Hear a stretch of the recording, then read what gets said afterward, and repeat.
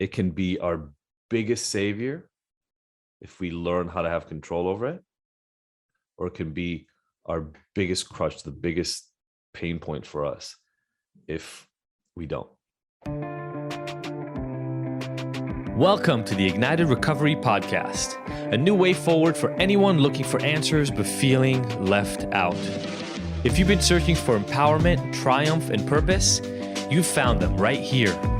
You won't hear the same solutions, and you're not going to have any excuses to fall back on, because Ignited Recovery allows heroes to rise and become their best selves.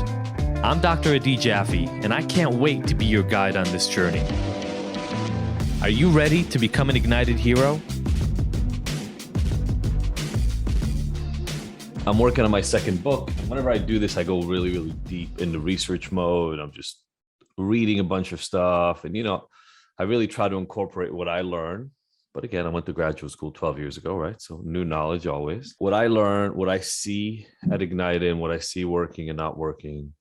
And then the new upcoming, neuroscience literature and motivation literature and habit change literature and just anything that I can glean that can make our work better. So I don't know if anybody's ever done my 21-day habit reset challenge. In it, I talk less about I'll call them the deep issues that we do cover in the Hero program, and more about, okay, like how do you change habits, right? How do habits change?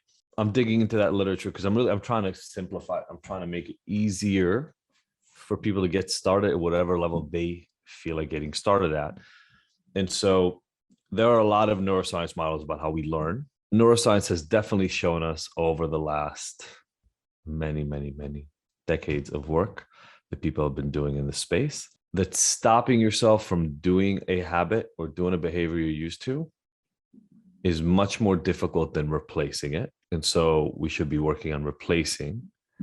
And at the same time, though, you can get triggered to engage in old behaviors. So there is value to figuring out how to pause, how to stop, how to give yourself some space. And I think we cover both of those things in the Ignited program in some ways, right? How do you get a little break when you get triggered? But also, how do you put most of your focus on learning new behaviors to replace that old thing?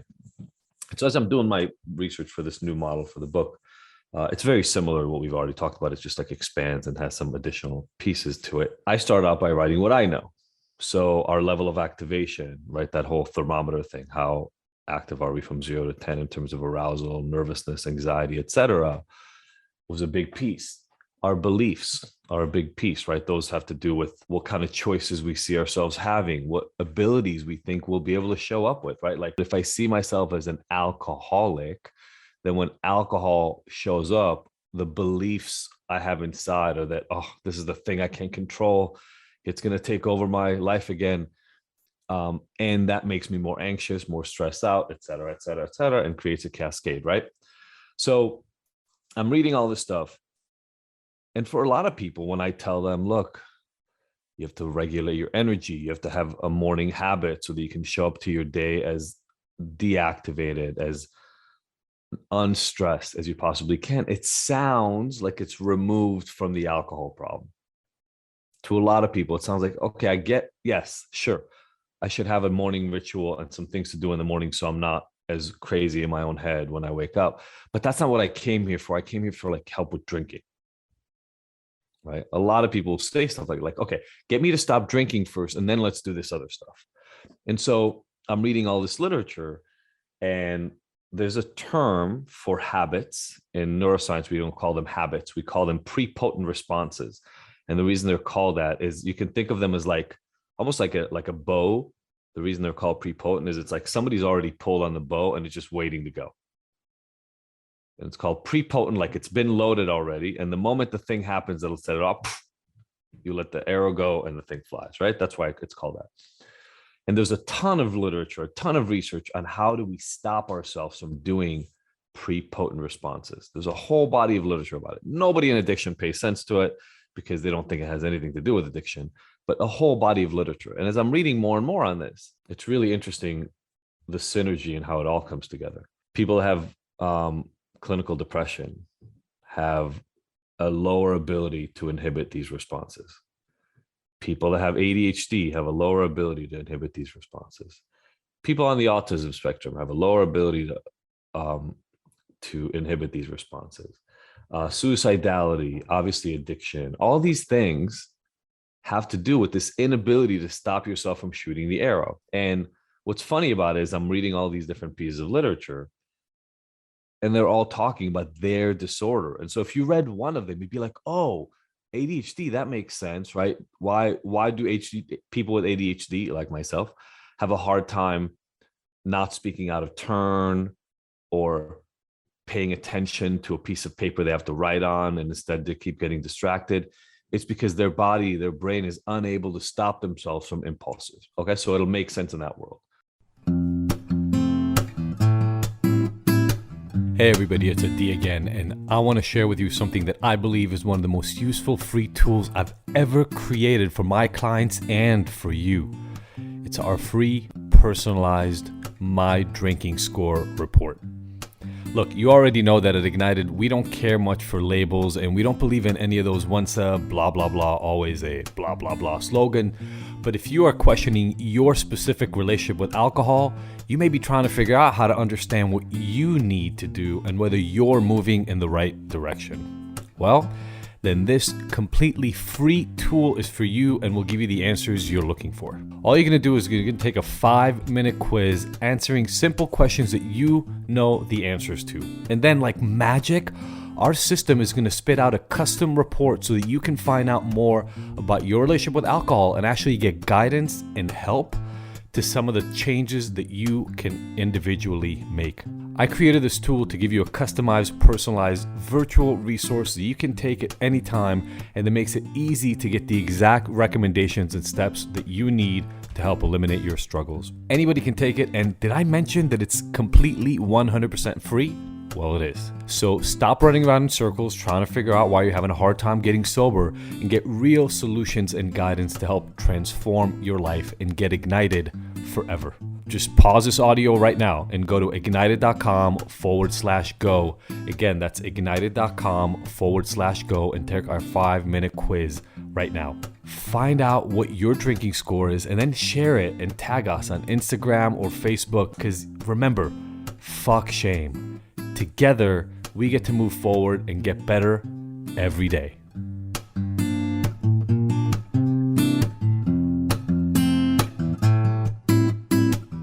It'll make sense in depression too. Why? So when you're depressed, one of the things that is hard is you can't stop yourself from having the negative thoughts, right? You want to stop them. You can't stop them. You want to stop them. They're stuck. And so the literature there is about, hey, why are people having a hard time stopping those, they call them perseverative negative thoughts, right? Like these constant negative thought cycles. And then in autism, it has to do with why kids with autism on the spectrum have a hard time controlling their reaction to noise or controlling their discomfort, right? And they sort of act out.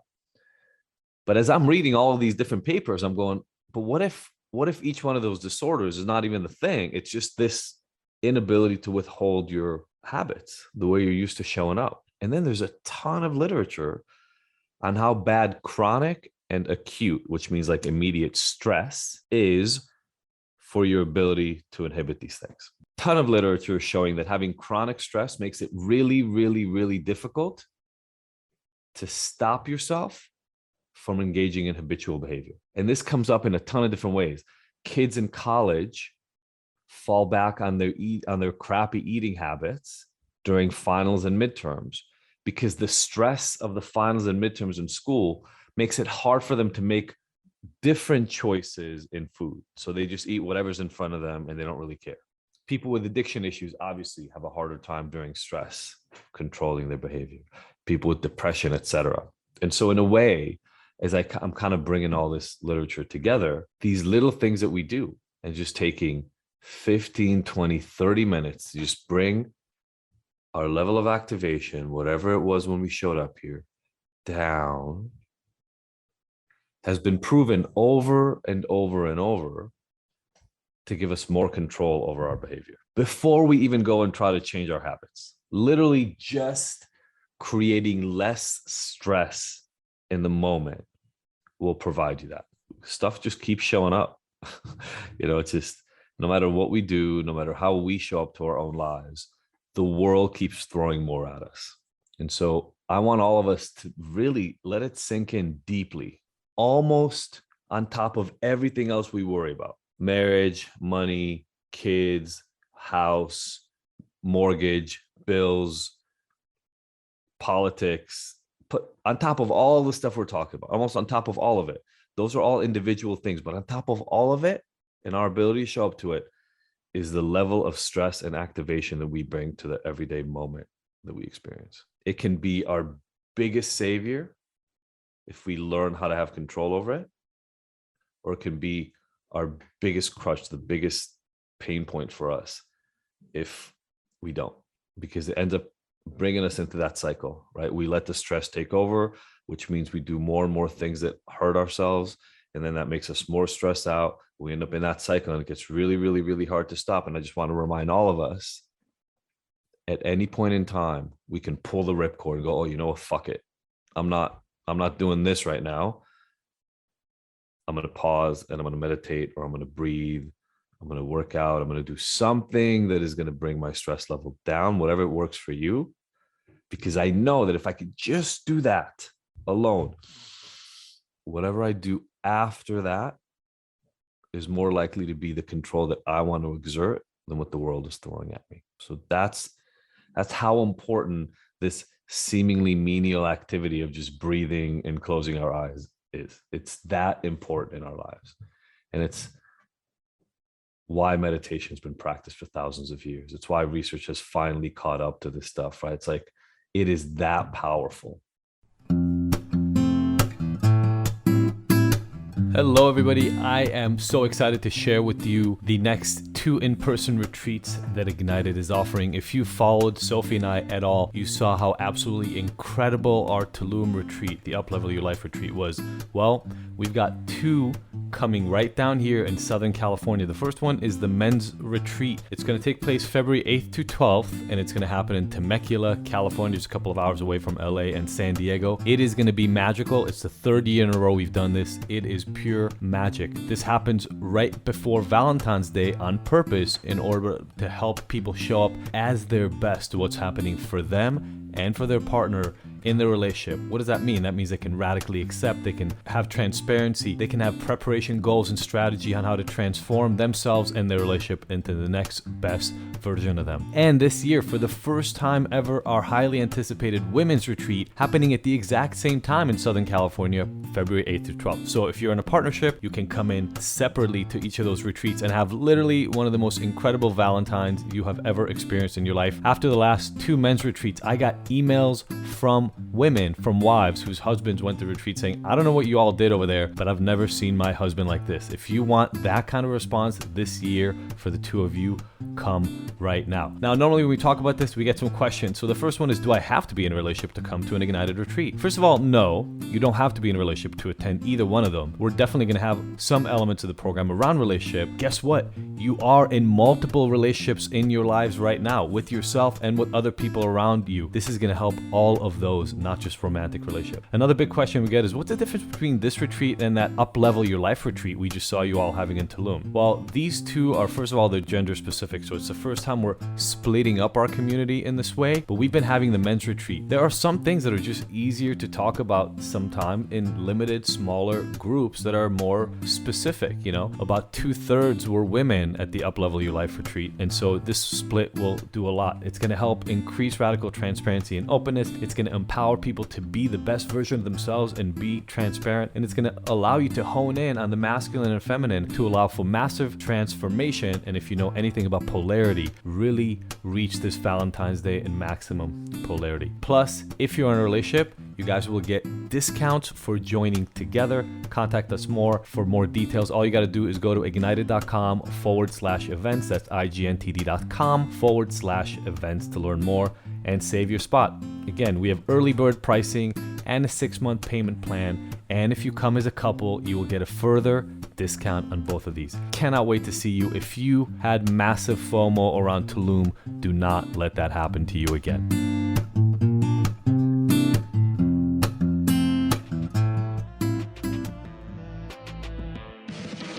Thank you for tuning in to the Ignited Heroes Recovery Podcast. I really hope you found the information here useful and that we'll see you back here next week. And look, I want to make sure that this podcast is the most useful it can be for you, so please let me know by emailing info@ignited.com if there are any specific topics or questions you'd like to have addressed. As usual, if you like this episode, I would love for you to leave us a 5-star review and rating. Thanks, and see you next week.